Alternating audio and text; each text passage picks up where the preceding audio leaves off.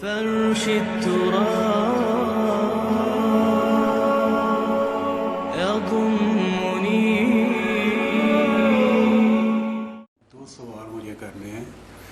پہلا یہ کہ جو لوگ دنیا سے چلے جاتے ہیں ہمارے بزرگ، ان کو ثواب پہنچانے کے لیے اگر ہم کسی کو بلاتے ہیں، بچوں کو یا کسی حافظ قرآن کو کہ قرآن پڑھے، تو کیا وہ ثواب انہیں ملتا ہے؟ دوسرا سوال یہ ہے کہ مرنے کے بعد انسان کی زندگی، کیا جو نیک لوگ ہیں وہ قبروں کے اندر ہی ہیں، اور کیا ان کا کوئی عمل دخل دنیا میں رہ جاتا ہے، یا کیا وہ ہمارے لیے کوئی دعا کر سکتے ہیں یا نہیں؟ پلیز ذرا تفصیل سے اس معاملے میں روشنی فرمائیے.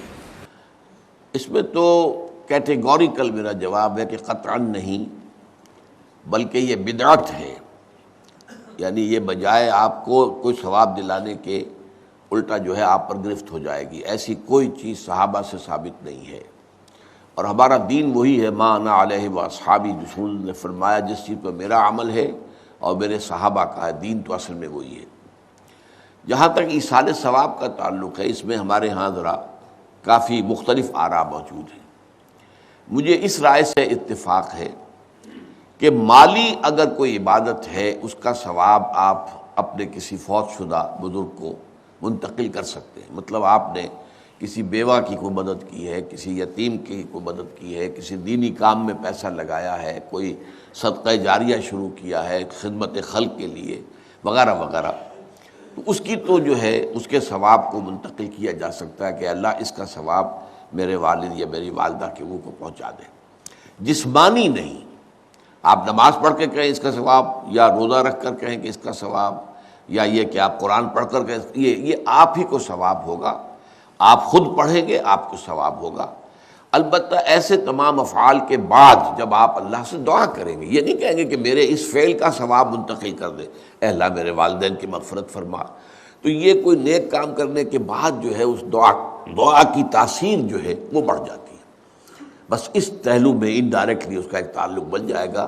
ورنہ یہ کہ وہ اس طریقے سے بچوں کو بلانا اور پڑھانا اور یہ جو ہے سوئم میں کرنا اور قرآن خوانی کی محفلیں، یہ سب بدعات ہیں، اور یہ در حقیقت دین میں اضافے ہیں، اور ان کی کوئی حقیقت نہیں ہے.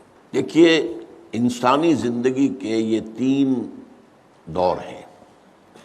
حیات دنیاوی جو ہماری پیدائش سے شروع ہو کر اور ہماری موت پر ختم ہو جائے، پھر حیات برزخی موت سے لے کر قیامت کے دن تک، اور پھر حیات اخروی ہے قیامت میں ریزریکشن کے بعد سے وہ زندگی جو ہے جو جنت یا دوزخ کی ہے. اس میں ان دونوں زندگیوں کے بارے میں تفصیل سے کوئی بات کرنا بالکل غلط ہے، اور اس سے فتنے پیدا ہوتے ہیں. ظاہر بات ہے کہ قبر، جسم تو قبر میں رہتا ہے، اس میں تو کوئی شک ہی نہیں ہے. روح کہاں جاتی ہے؟ کیا وہ بھی قبر ہی میں رہتی ہے یا کہیں اور چلی جاتی ہے؟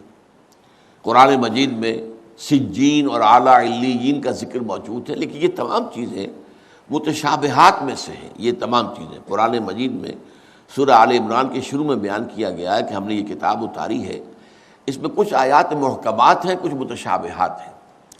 وہ متشابہات کا ایگزیکٹ مفہوم جاننا اس وقت ہمارے لیے ممکن نہیں ہے.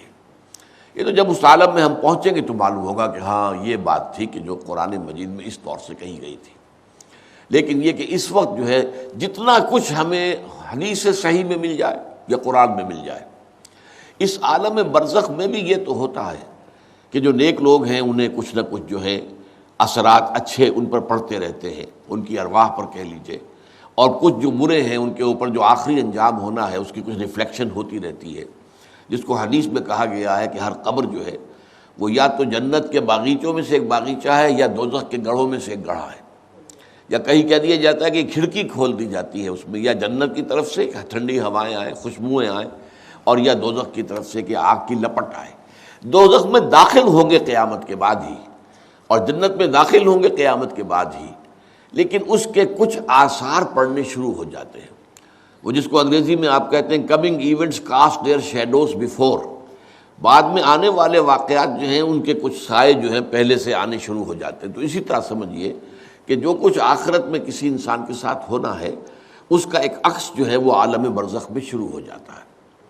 اسی لیے قرآن مجید میں یہ بھی آیا ہے کہ یہ جو آل فرعون تھے یہ صبح و شام جہنم پر پیش کیے جاتے ہیں، اور قیامت کے دن پھر کہہ دیا جائے گا ادخلوا آل فرعون النار، ان کو داخل کر دو آگ کے اندر۔ تو یہ اس حد تک، باقی یہ ہے کہ تفصیل میں جانا، ہاں ایک رائے ہے، یہ شاہ ولی اللہ دہلوی رحمۃ اللہ علیہ کی ہے، اگر ان کی رائے نہ ہوتی تو میں اسے بیان بھی نہ کرتا، لیکن یہ کہ وہ ایک بہت بڑے محدث اور بہت مفکر اور دین کے فلسفے سے بہت بڑے واقف انسان تھے۔ انہوں نے کہا کہ جو اولیاء اللہ ہوتے ہیں، اللہ کے نیک بندے، اللہ کے بندے، ان کے انتقال کے بعد ان کی روحوں کو بھی اللہ فرشتوں کے طبقہ اسفل میں شامل کر دیتا ہے۔ یہ فرشتے ہیں نا، اس وقت بھی موجود ہیں۔ ابھی شاید اگلے ہی جمعے میں وہ حدیث جو ہے اس کا بیان آئے گا کہ جب بھی کسی گھر میں، اللہ کے گھر میں کچھ لوگ اس لیے جمع ہوں کہ اللہ کی کتاب پڑھیں اور سمجھیں اور سمجھائیں، تو ان کے اوپر فرشتے گھیرا ان کا ڈال لیتے ہیں، اور ان پر اللہ کی طرف سے سکینت نازل ہوتی ہے اور رحمت نازل ہوتی ہے، اور اللہ ان کا ذکر کرتا ہے فرشتوں کے پاس، دیکھو میرے بندے، تم کہتے تھے یہ فساد مچائے گا، دیکھو یہ بھی تو ہے نا جو میرے کلام کو پڑھنے کے لیے میرے گھر میں جمع ہیں۔ تو فرشتے ہیں موجود، ہم میں سے ہر ایک کے ساتھ 2 فرشتے موجود ہیں۔ تو یہ فرشتہ اسفل ہے، سب سے نیچے، جو دنیا کے کاروبار کو چلانے میں اللہ تعالیٰ کے سول سرونٹس ہیں، پھر اس سے اوپر کے فرشتے ہیں، اس سے اور اوپر کے فرشتے ہیں، پھر مقربین ہیں جو اللہ تعالیٰ کے قریب ترین فرشتے ہیں۔ لیکن یہ کہ ملائکہ کے طبقہ اسفل میں شامل کر لیتے ہیں تاکہ جو کام اللہ تعالیٰ ملائکہ سے لیتا ہے وہ ان سے بھی لینے شروع کر دیتا ہے۔ لیکن ہمیں یہ اجازت نہیں ہے کہ ہم فرشتوں کو پکار کر کہیں کہ اے فرشتے، اے جبریل، اے میکائیل، یا فلاں، اے منکر، جو یا میرے جو ہے کرامن کاتبین، میرا یہ کام کر دو۔ نہیں، یہ شرک ہو جائے گا۔